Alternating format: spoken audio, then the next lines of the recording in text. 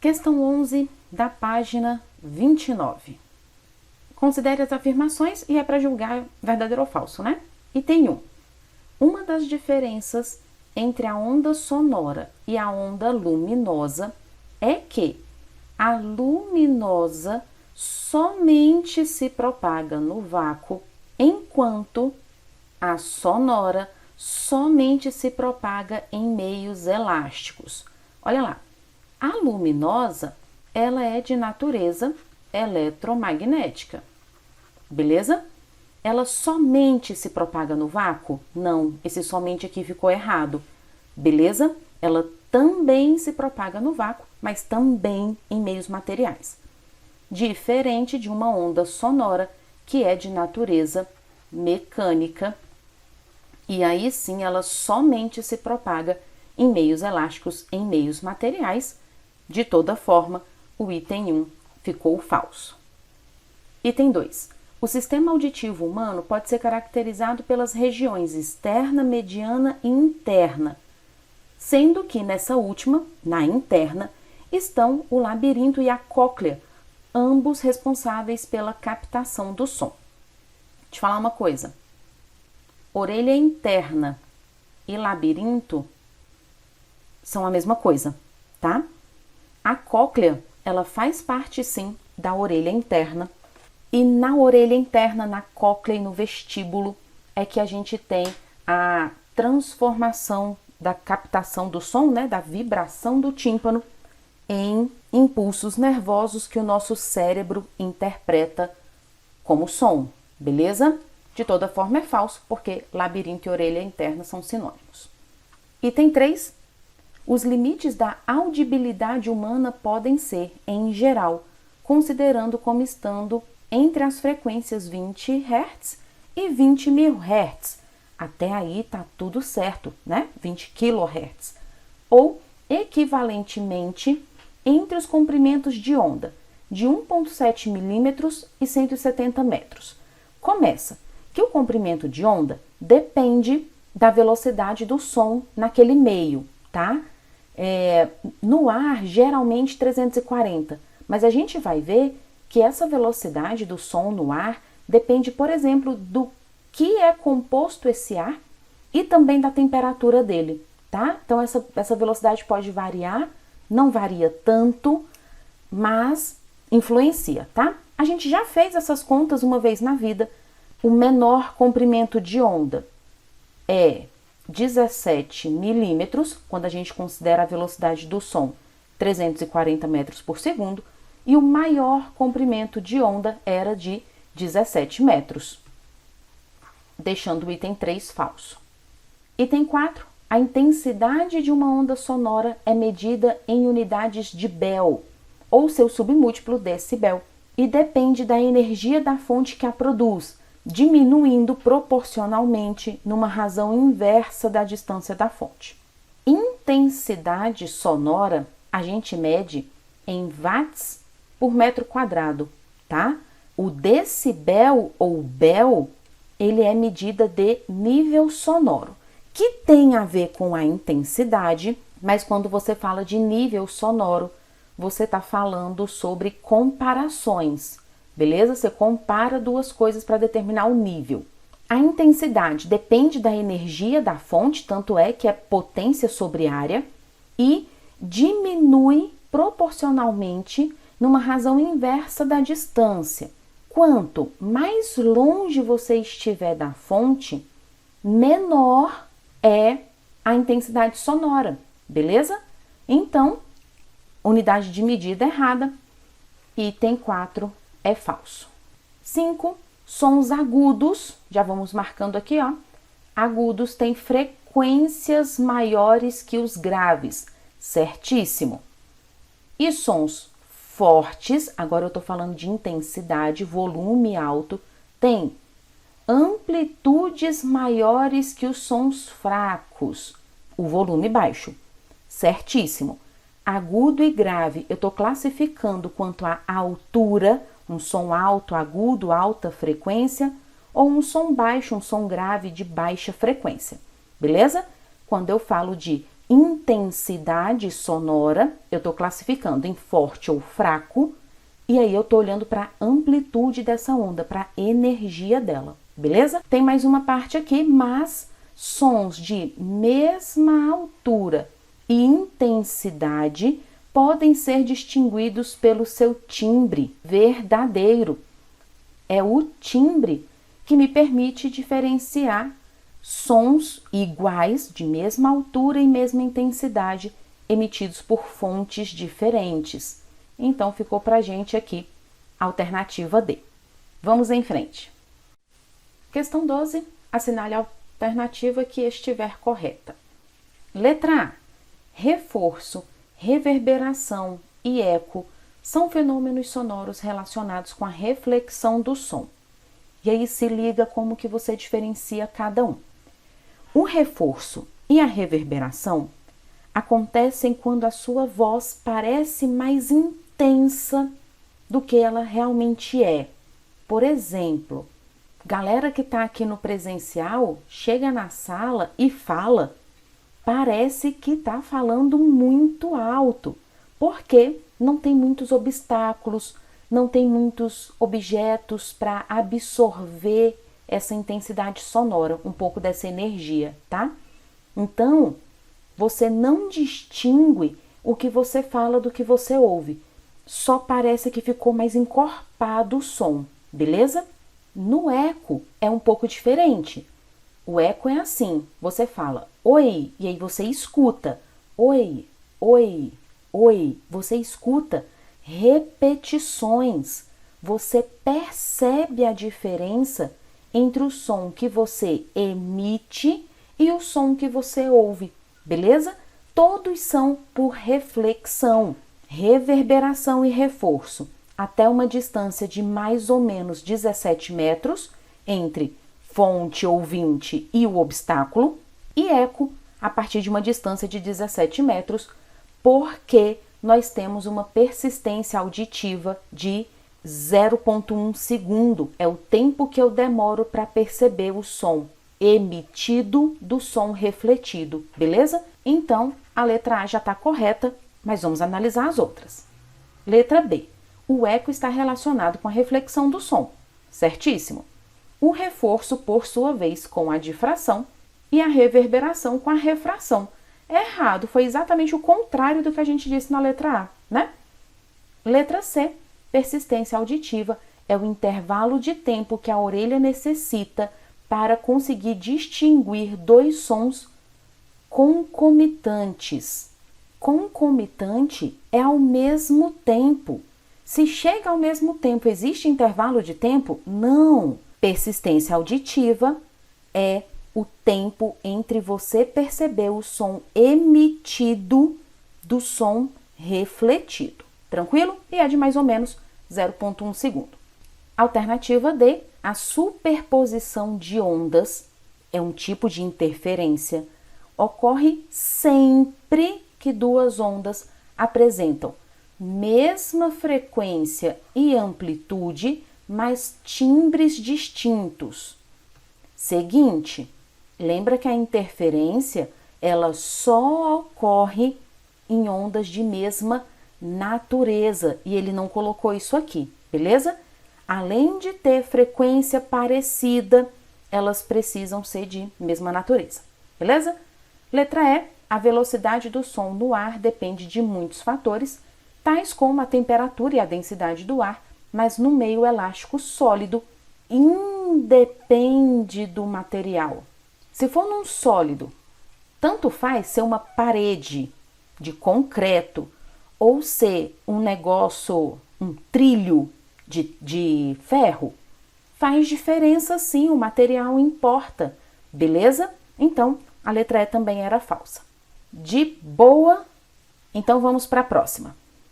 Antes da gente continuar, deixa eu só te contar uma coisa.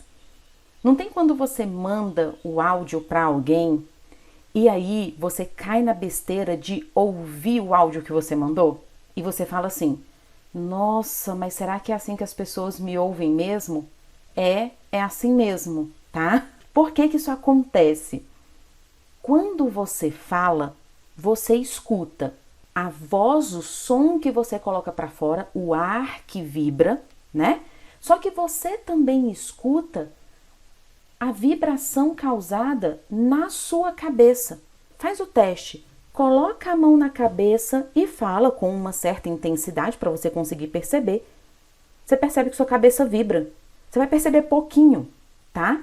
Ela não vibra muito, mas existe essa vibração que o seu tímpano também interpreta como som, beleza? É uma vibração, ele vai interpretar como som para você. Então, quando você grava o áudio, essa é a sua voz mesmo. E isso me desespera quando eu ouço aqui o meu vídeo para eu poder editar. Porque se para mim já não é das melhores vozes a minha, né? Para você que está me ouvindo aí, sinto muito, beleza? Vamos para a questão 13, então. Questão 13. A mulher da foto a seguir é Maria Callas, cantora de ópera famosa internacionalmente. O seu tipo de voz, classificado pelos peritos da música como mezzo-soprano, é uma voz. Começa. É uma mulher. Mulheres geralmente têm a voz mais aguda, então já elimina duas aqui, beleza? De frequência maior que a voz dos homens. Som mais alto, mais agudo, maior frequência. Essa era moleza, não é? Vamos em frente, então. Questão 14 é um repeteco da 13, né? De acordo com os especialistas, Luciano Pavarotti, famoso cantor de ópera, tinha voz mais aguda? Não, né? Coitado. Ele é um homem, geralmente tem voz grave, mais grave que a voz das mulheres, de frequência menor, som mais grave, som mais baixo, menor frequência. Muito tranquilo, né? Vamos ver se a 15 é de boa também. Questão 15. Se a velocidade do som num determinado meio elástico é de 1.200 metros por segundo, isso significa que... Aí ele me fala sobre frequência, comprimento de onda, mas pensa comigo o seguinte, para uma onda qualquer, V não é igual a lambda F? Se eu só tenho informação de velocidade, eu posso afirmar alguma coisa sobre comprimento de onda ou frequência? Não, né? A alternativa é, quem dera todas fossem assim, né não? Vamos para a próxima então. 16. Uma característica física que pode ser utilizada para diferenciar, distinguir sons musicais dos ruídos é que... Vou nem falar muita coisa, observe as duas figuras que eu coloquei de exemplo aí, ó. Você tem essas duas ondas, porque são ondas, tá? Uma parece mais onda que a outra, né? Mas enfim, são dois sons, são duas ondas sonoras. E você tem a opção de ouvir essa da esquerda ou a da direita. Qual que você prefere ouvir? Eu prefiro a da esquerda. Mais bonitinha a onda, a forma da onda, não é? Ela tem um período bem definido, uma frequência bem definida. Essa onda aí é a emitida por um diapasão, instrumento para afinar instrumentos musicais, beleza? Ele emite um lá e daí você consegue ir comparando para afinar. Na direita são ruídos. Olha lá, não tem período nenhum, é tudo bagunçado.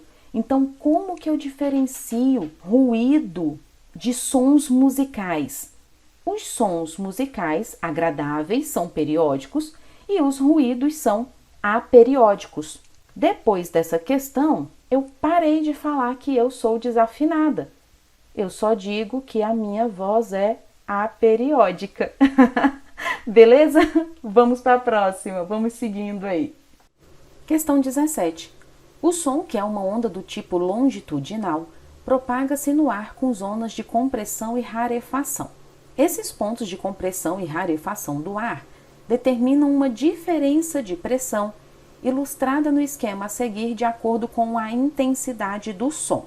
Não trouxe a figura porque, enfim, a pressão do som graduada à direita em unidade de decibéis, dB, é uma medida... Olha, eu não concordo muito com essa questão, porque decibéis é medida de nível sonoro. beleza? É quando você compara duas coisas. Porém, o nível sonoro, ele depende das intensidades, beleza? Do que você está comparando. Então, fica a letra D, intensidade sonora. Tranquilo? Vamos para a próxima então. 18. Harmônico fundamental ou primeiro harmônico é... Calma. Lá nas cordas, a gente tinha escrito que a frequência era NV sobre 2L para o enésimo harmônico. Para os tubos abertos, valia a mesma expressão, NV sobre 2Ls. Para os tubos fechados, mudava um pouquinho porque era NV sobre 4L, beleza? Perceba comigo o seguinte, a frequência sonora emitida depende do número do harmônico. O comprimento do tubo L ou da corda não muda, velocidade também não muda, é o mesmo meio, é a velocidade do som naquele meio, tranquilo? A nossa frequência depende diretamente proporcional do N, que é o número do harmônico. Então, o meu primeiro harmônico, e todos eles têm o primeiro, né? Corda e tubo, tem tubo aberto, tem todos, tubo fechado, só tem os ímpares, né? Então, o primeiro, todos têm. O N igual a 1 é o menor harmônico que eu posso ter.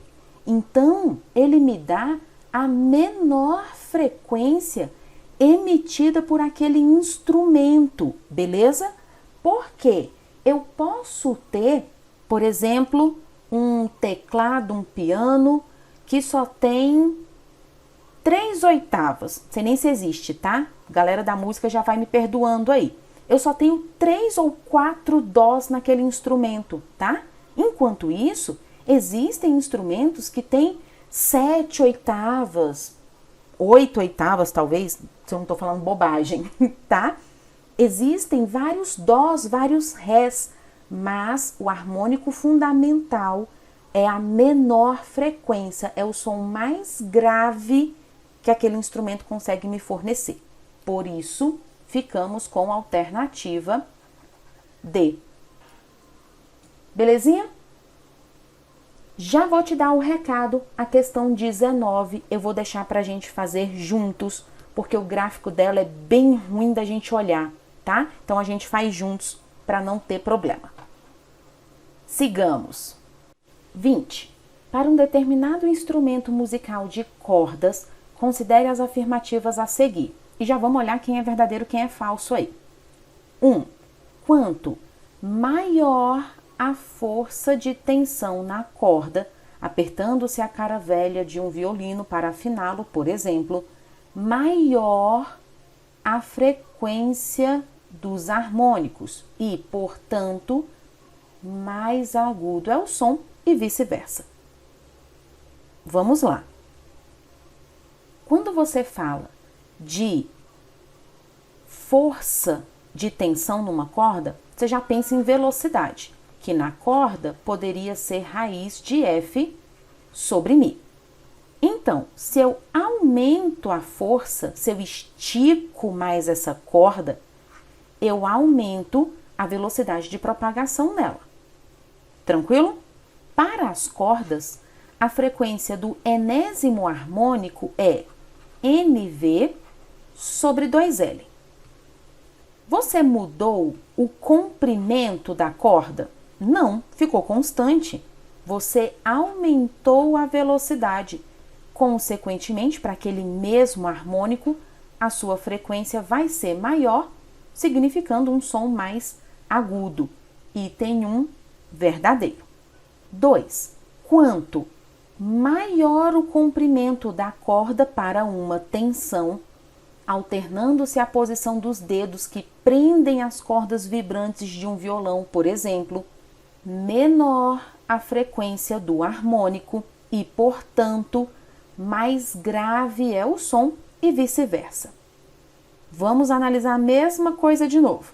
Eu não estou mexendo nem em F, nem em Mi, não estou esticando nem relaxando essa corda, Nem estou mudando a densidade linear de massa dela. Só estou mexendo no comprimento. Então, eu vou olhar direto ali a frequência para o enésimo harmônico NV sobre 2L. O V vai ficar constante, você não está modificando nada do meio. Você vai aumentar o comprimento. Comprimento e frequência são inversamente proporcionais. A sua frequência, então, vai diminuir. Menor frequência, som mais grave, verdadeiro. Item 3. Quanto maior o calibre da corda, e aqui ele já explica, maior a densidade linear de massa e, consequentemente, mais grave é o som, ou seja, cordas mais grossas produzem sons mais graves. Vamos analisar da velocidade, porque agora eu estou mudando o meio, eu estou mudando o tipo de corda, tá? V é igual a raiz de F sobre Mi. Eu vou deixar essa corda mais grossa, maior densidade linear. O que vai acontecer com a velocidade? Diminuir. Tranquilo? Vou olhar agora a frequência dos harmônicos, NV sobre 2L. A minha velocidade diminuiu, a minha frequência vai diminuir. Quanto mais grossa a corda, mais grave é o som? Sim, menor a frequência. O item 3 também é um item verdadeiro. Fica pra gente, a alternativa é. Precisa ter muita calma, muita paciência para fazer todas essas análises, tá bom? Mas é bem fácil. Vamos para a última, então? Chegamos aos finalmente 21. Um garoto que passeia de carro com seu pai pela cidade, ao ouvir o rádio, percebe que sua estação de rádio preferida, a 94.9 FM, que opera na banda de frequência de MHz, tem seu sinal de transmissão superposto pela transmissão de uma rádio pirata de mesma frequência que interfere no sinal da emissora do centro em algumas regiões da cidade. Considerando a situação apresentada, a rádio pirata interfere no sinal da rádio do centro devido a...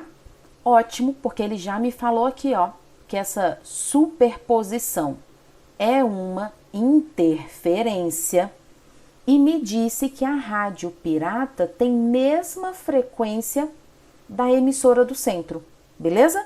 Então, letra A já não pode ser, ó, a atenuação promovida pelo ar, porque senão, dependendo da região onde eu tivesse, eu não conseguiria ouvir rádio só por ter vento, só por ter ar, nada a ver. Letra B, maior amplitude da radiação emitida pela estação do centro. Errado. Se ela tivesse maior amplitude, ela seria mais forte, mas isso não impediria interferência. Tranquilo? Letra C, diferença de intensidade entre as fontes emissoras de ondas. É a mesma coisa de falar de amplitude. Intensidade e amplitude tem relação aí pra gente nas ondas, né? Alternativa D, menor potência de transmissão das ondas da emissora pirata. Potência também tem a ver com intensidade, beleza? Não é o motivo da interferência. Alternativa E, semelhança dos comprimentos de onda das radiações emitidas. Se liga, V não é lambda vezes F? Todas são ondas eletromagnéticas, elas se propagam com velocidade constante. Se a minha frequência da pirata e da do centro são iguais, os comprimentos de onda também serão parecidos. A alternativa é, para interferência você precisa de ondas de mesma natureza, ambas eletromagnéticas ou ambas mecânicas e frequência parecida para ter essa superposição.